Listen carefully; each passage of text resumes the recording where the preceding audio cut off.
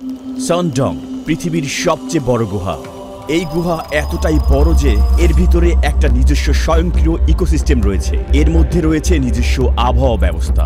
সাধারণত আকাশে যে মেঘ দেখি, গুহার ভিতরের শত শত মিটার ভূগর্ভে একই মেঘ তৈরি হয়। সানডং এর ভিতরে লুকিয়ে আছে এক অবিচ্ছন্ন আদিম বন আর বিশাল এক ভূগর্ভস্থ নদী।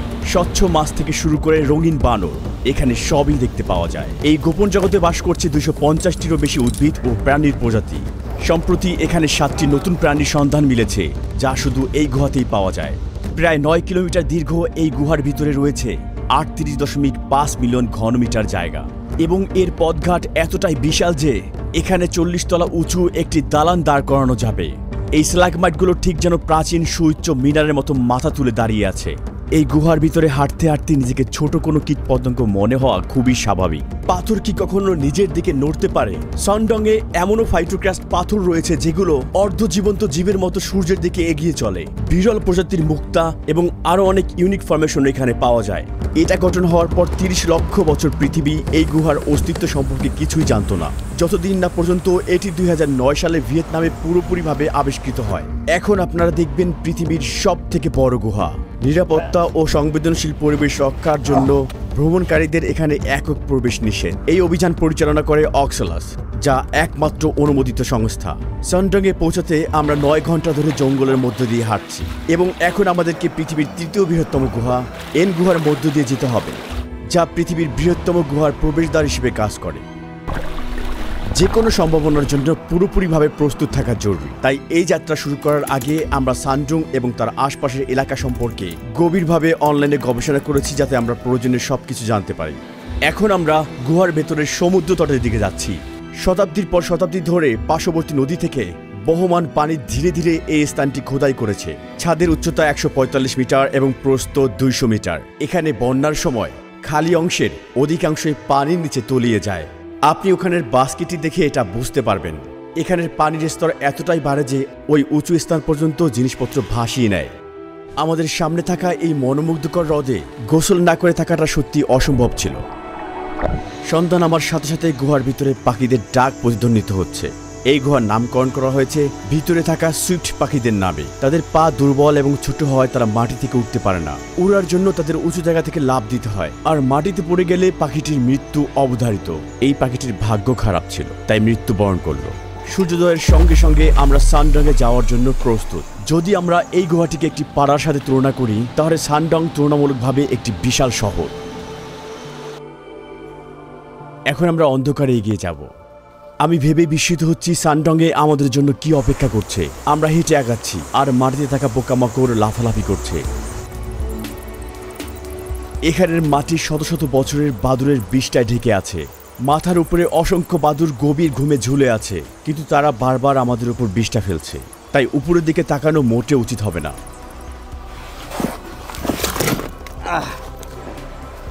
দেখুন আমার হাতের অবস্থা। আমরা ট্রাভার্টিনের মতো দেখতে ফরমেশনগুলোর পাশ দিয়ে যাচ্ছি। চুনাপাথরের সিঁড়ি আমাদেরকে সানডংয়ে পৌঁছানোর পথে নিয়ে যাবে। ওয়াও, এখানের দৃশ্যটা সত্যি অসাধারণ। দুই পাশ থেকে কিছু পানি নিচে বয়ে আসছে। এনকেপ আমাদেরকে গভীর জঙ্গলে স্বাগত জানিয়েছিল, আর এখন সানডংয়ের সঙ্গে সাক্ষাৎ করার পালা। দেখতে পাচ্ছেন, এটা ধীরে ধীরে আমার দিকে এগিয়ে আসছে, আর এটা জানে কোথায় আটকে থাকতে হবে। ও, এটা অনেক বড়।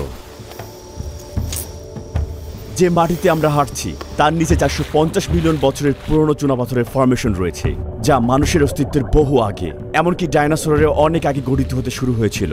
এই ক্যালসিয়াম সমৃদ্ধ চুনাপাথর প্রাচীন সাগরের প্রাণীগুলোর শ্বাস এবং কঙ্কাল নিয়ে গঠিত, যা সমুদ্রের তলায় ডুবে গিয়ে মিলিয়ন বছর ধরে ধীরে ধীরে চাপা পড়ে। তবে যেহেতু ক্যালসিয়াম খুব সহজে অ্যাসিডে দ্রবীভূত হয়, অ্যাসিড বৃষ্টির কারণে চুনাপাথর ধীরে ধীরে ক্ষয় হয় এবং সময়ের সাথে সাথে গুহায় তৈরি হয়। বৃষ্টির পানিতে চুনাপাথর দ্রবীভূত হয়ে পৃথিবীর বৃহত্তম গুহাটি এভাবেই তৈরি হয়েছে।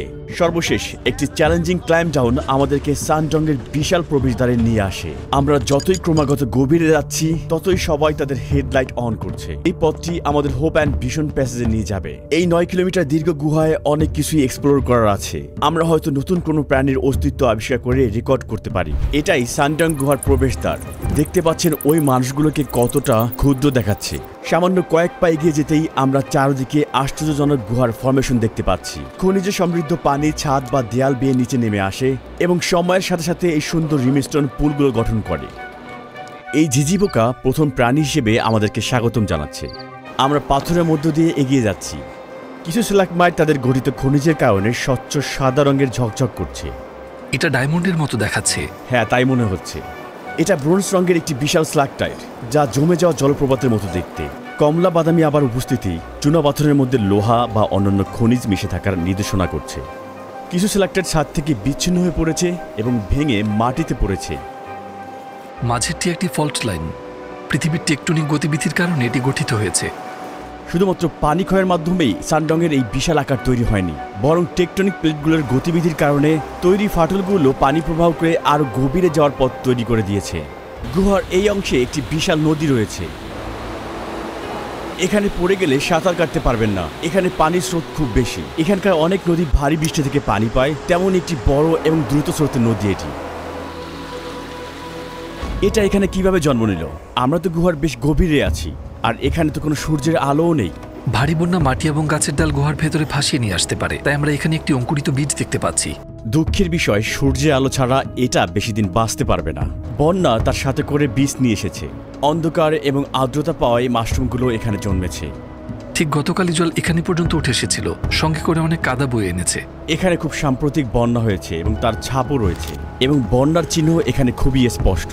আমরা এখন হোপ অ্যান্ড ভিশন প্যাসেজে পৌঁছেছি। এটা গুহার সবচেয়ে বড় অংশ।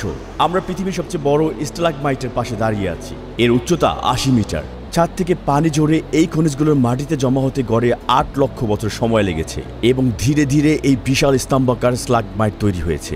এটি এত বড় হয়েছে কারণ এটি গুহার এমন একটি অংশে বেড়ে উঠেছে যেখানে ছাদটি প্রায় 170 মিটার উঁচু এবং 130 মিটারের বেশি চওড়া। তাই গুহার এই অংশটি একটি 40 তলা আকাশচুম্বী ভবন ফিট করার মতো বড়।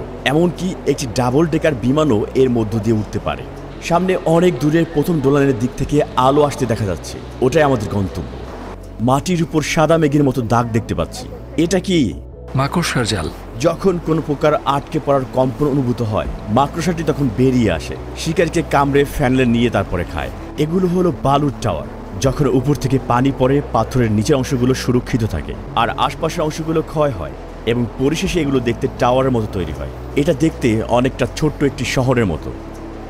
ভালো করে তাকালে দেখতে পাবেন ওই পাথরের চূড়ায় একটি ছেলে দাঁড়িয়ে আছে। দূরে আমাদের টিমের সদস্য এখন 60 মিটার দীর্ঘ একটি স্ট্যালাগমাইটের উপর দাঁড়িয়ে আছে। আমরা গুহার ভিতরে 3 কিলোমিটার এগিয়ে এসেছি। এটা আমাদের ক্যাম্পিং সাইট। কল্পনা করুন এখানে শুয়ে আপনি দৃশ্য দেখছেন। এখান থেকে আপনি আংশিকভাবে প্রথম ডোলাইন দেখতে পাবেন। এটা গুহা থেকে বের হওয়ার রাস্তা মনে হলেও আসলে তা নয়। এটি গুহাতে থাকা 2টি ডোলাইনের প্রথমটি, আর এখান থেকে জিনিসগুলো আরো অবিশ্বাস্য হতে চলেছে। গুহার বাইরের এবং ভিতরে তাপমাত্রার পার্থক্যের কারণে কুয়াশা সৃষ্টি হয়েছে। এই কুয়াশার পিছনে থাকা এলাকাটি ডায়নোসর থেকে সাবধান নামে পরিচিত। আমরা আগামীকাল সেই স্থানটি অনুসন্ধান করব, আর এখন বিশ্রাম নেয়ার সময়। এখন আমরা 1 নম্বর ডোলানে যাচ্ছি। আশা করি আজ আমরা অনেক কিছু দেখতে চলেছি। চলুন যাওয়া যাক। আমরা প্রথম ডোলানে পৌঁছানোর জন্য সরু পথে হামাগুড়ি দিয়ে এগোচ্ছি। খুবই সরু পয়েন্ট। এই 18 সুতাগুলো হলো গুহার কেঁচুদের ফাঁদ। তারা লেজ থেকে নীল সবুজ আলো উৎপন্ন করে, যাতে উড়ন্ত পোকারা এই 18 সুতাগুলোর দিকে আকর্ষিত হয়। আর যখন পোকা আটকে পড়ে, লার্ভা তখন মুখ দিয়ে সুতাগুলো তুলে নিয়ে শিকারিটিকে খেয়ে ফেলে। এই চুনাপাথরটি দক্ষিণ পূর্ব এশিয়ার সবচেয়ে পুরাতন চুনাপাথর। এর বয়স 40 কোটি বছরেরও বেশি। কিছু সামুদ্রিক প্রাণী চুনাপাথরের অংশ হয়ে গিয়েছে, অন্যগুলো খনিজায়িত হয়ে জীবাশ্মে পরিণত হয়েছে, যেমনটা আপনি এখানে দেখতে পাচ্ছেন। পরে আমরা এই জীবাশ্মটির বিস্তারিত ব্যাখ্যায় আসব। আমরা প্রায় পৌঁছে গেছি। সূর্য। উপর থেকে পানির ফোঁটাগুলো মাটিতে পড়তে প্রায় 20 সেকেন্ডের মতো সময় নিচ্ছে। এই দেয়ালটির উচ্চতা কত? এটা প্রায় 140 মিটার উঁচু। এখানের সবকিছুই বিশাল। উপরে তাকালে গুহার প্রবেশমুখে ঘিরে থাকা রেইন ফরেস্টের গাছগুলো দেখতে পাবেন। কিন্তু এই মুহূর্তে আমরা এখনো মাটির কয়েক মিটার নিচে আছি এবং গুহার ভিতরেই আছি। হাজার হাজার বছর ধরে সনডংয়ের ভিতর দিয়ে প্রবাহিত নদী চুনা পাথরকে ক্ষয় করে ছাদের শক্তি দুর্বল করে ফেলে, যার ফলে এই গর্তটি সৃষ্টি হয়েছে। কিন্তু ছাদটি আর টিকে থাকতে পারেনি, ভেঙে পড়ে, আর এভাবেই এই বিশাল গর্তটি সৃষ্টি হয়েছে। আলো এই শৈবাল এবং মশগুলোকে প্রাণ দিয়েছে। দুপুরে আমরা 2 নম্বর ডো লাইনে যাব, সেটা অনেক আলাদা। আপনারা সেখানে আসল বন্য প্রকৃতি দেখতে পাবেন। কিন্তু তার আগে চলুন এখানে থাকা শেষ দুটি অবিশ্বাস্য ফরমেশনের প্রথমটি দেখে নেই। এটিও একটি স্ট্যালাগমাইট, কিন্তু এটি ভিন্ন ধরনের। এটির অনন্য স্তরিত আকারটি ঝর্ণার কারণে সৃষ্টি হয়েছে। এগুলো ফাইটোক্রাস্ট ফরমেশন। এগুলো বিরল চুনাপাথরের ফরমেশন, যা ক্যালসিয়াম কার্বোনেটের সাথে শৈবাল, মশ এবং অণুজীবের বৃদ্ধির ফলে তৈরি। যেহেতু জৈবিক এবং ভৌতিক উভয় প্রক্রিয়ায় এগুলো গঠন করে, তাই এগুলোকে মনে হয় আংশিক জীবিত এবং আংশিকভাবে মৃত। এখানে আপনারা দেখতে পাবেন ফাইটোক্রাস্ট গঠনগুলো সূর্যের দিকে বেড়ে উঠেছে, যেন গুহা থেকে একটি হাত বাড়ানো হয়েছে। অন্ধকারে 1 কিলোমিটার উপর নিচ উঠতে উঠতে অবশেষে আমরা গন্তব্যে পৌঁছেছি। এটি দ্বিতীয় ডোলাইন, যা প্রথমটির তুলনায় অনেক বড়। এটা অবিশ্বাস্য সুন্দর। হঠাৎ করে যেন আমরা গুহার ভিতরে একটি বনের মধ্যে চলে এসেছি। এখানে দেখুন কত ঘন। এই অংশে গুহার ছাদ দুটি প্রধান ফল্টের সংযোগস্থলে ধসে পড়ে, ফলে পৃষ্ঠের উপর 252 মিটার উচ্চতার একটি ডোলাইন গঠিত হয়। ধসে পড়া গুহার ছাদের ফলে সূর্যের আলো প্রভাবিত হয়, যা একটি সম্পূর্ণ নতুন ইকোসিস্টেমের জন্ম দিয়েছে। চরম পরিবেশেও গাছপালা আর প্রাণীরা লড়াই করে টিকে আছে, এবং এই জায়গাটিকে বদলে দিয়েছে এক অসাধারণ ভূগর্ভস্থ রেইন ফরেস্টে। আমরা যতই আলোর দিকে এগিয়ে যাচ্ছি, ক্রমাগত ততই বেশি উচ্চতার গাছ দেখতে পাচ্ছি। এখানকার মাটি এটিকে রেইন ফরেস্টে পরিণত করার জন্য আদর্শ উপাদান। এখানকার মাটির একটি বড় অংশ বাদুড়ের বিষ্ঠা দ্বারা গঠিত। এটি মিলিয়ন মিলিয়ন বছর ধরে জমেছে এবং অত্যন্ত উর্বর। এখানকার মাটি গভীর এবং ছোট ছোট গর্তে ভর্তি। প্রতিটি গর্তে একটি করে পোকা রয়েছে। পোকাগুলো এসব গর্তে শিকার ধরার জন্য ফাঁদ তৈরি করেছে। এই জঙ্গলটি বিশাল। জীববিজ্ঞানীরা এই অঞ্চলে 200-টির অধিক গাছের প্রজাতি এবং প্রায় 60-টিরও অধিক প্রাণী খুঁজে পেয়েছেন। গাছে কিছু বানর রয়েছে। এটি হয়তো একমাত্র গুহা যেখানে বানর বাস করে। সাধারণত প্রাইমেটগুলো তাদের আবাসস্থল হিসেবে গাছকে পছন্দ করে, এবং গুহার পরিবেশ তাদের জন্য উপযুক্ত নয়। তবে এই অসাধারণ গুহাটি কিছু প্রজাতির জন্য নতুন বাসস্থান হিসেবে পরিণত হয়েছে। আমরা একটা সেন্টিপিড দেখতে পেলাম। এছাড়া এই বনে সাপও বাস করে। সত্যি এই বনের শব্দগুলো প্রশান্তিদায়ক। এমনকি যারা 2009 সালে এখানে প্রথম এসেছিলেন, তারা ভেবেছিলেন তারা হয়তো গুহার বাইরে পৌঁছে গেছেন। মনে রাখবেন, আমরা এখনও গুহার মধ্যে আছি। এটি নিজস্ব রেইন ফরেস্ট রয়েছে। উপর থেকে আসা সূর্যালোকের দিকে পৌঁছানোর জন্য সব গাছগুলো সরু কিন্তু লম্বা হয়ে ওঠে। এই কারণে গাছগুলো সাধারণত সরু হয়ে থাকে, কিন্তু তাদের প্রস্থের তুলনায় খুবই লম্বা। কিছু গাছ 40 থেকে 50 মিটার পর্যন্ত উচ্চতায় পৌঁছায়, কারণ গাছগুলো তাদের উচ্চতা বাড়িয়ে সর্বোচ্চ সূর্যালোক শোষণের চেষ্টা করে। এটি একটি শামুকের অবশিষ্টাংশ। বানর এই শামুকগুলো ধরার পর পাথরের সাহায্যে ভাঙে, তারপরে খেয়ে ফেলে। গুহার ভিতরে যেতে যেতে আমরা দেখতে পাই রেড শ্যাঙ্ক বানরের রেখে যাওয়া নানা চিহ্ন। দেখুন এখানে কতগুলো শামুক। এই শামুকগুলোর বেশিরভাগই ভাঙা, যা সম্ভবত বানর খেয়েছে। আমরা গুহার এতটাই ভিতরে আছি যে প্রায় ভুলে গিয়েছি আমরা গুহার ভিতরে আছি। এখানেই আজ রাতে আমরা ক্যাম্প করব। গুহায় আজ আমাদের চতুর্থ এবং শেষ দিন, আর আজ আমরা একটি কাদাযুক্ত পথ অতিক্রম করে ভিয়েতনামের সেই গ্রেট ওয়ালে পৌঁছাবো। এখানে স্ট্যালাগমাইটগুলো বেশ আকর্ষণীয় দেখাচ্ছে, মনে হচ্ছে কোনো ভাস্কর্যের কাজ। এই স্তম্ভটির চারপাশে একটি পূর্ণ জলাশয় রয়েছে, আর সেখানে মাছেরা সাঁতার কাটে। এই মাছগুলোর কোনো চোখ নেই, কারণ তারা সম্পূর্ণ অন্ধকারে বাঁচতে অভ্যস্ত হয়েছে এবং সময়ের সাথে সাথে ইন্দ্রিয়গুলো আরো শক্তিশালী হয়েছে। দেখুন, এটা আমার হাতের ছায়া বা গতি দেখেও কোনো প্রতিক্রিয়া দেখাচ্ছে না।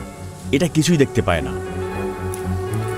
মাছের মতো এই পোকাগুলো সম্পূর্ণ অন্ধ। এটা আমাকে দেখতে পাচ্ছে না। এই দুর্লভ ফরমেশনগুলোকে বলা হয় গুহার মুক্তা। সাধারণত এগুলোর ব্যাস 1 সেন্টিমিটার হয়, কিন্তু এখানে যেহেতু এগুলো অনেক পুরাতন, তাই কিছু মুক্তা টেনিস বলের মতো বড় আকারের। সত্যিকারের মুক্তার মতো এগুলো ক্ষুদ্র কণার মতো নিউক্লিয়াসের চারপাশে গঠিত হয়। যেমন বালির কণা, এবং সময়ের সঙ্গে সঙ্গে খনিজের স্তর ধীরে ধীরে গঠিত হয়, এবং সম্পূর্ণরূপে গঠিত হতে কয়েকশো বছর সময় লাগে। গুহার আরো গভীরে যেতে যেতে আমাদের কিছু অপ্রত্যাশিত জিনিস নজরে পড়ে।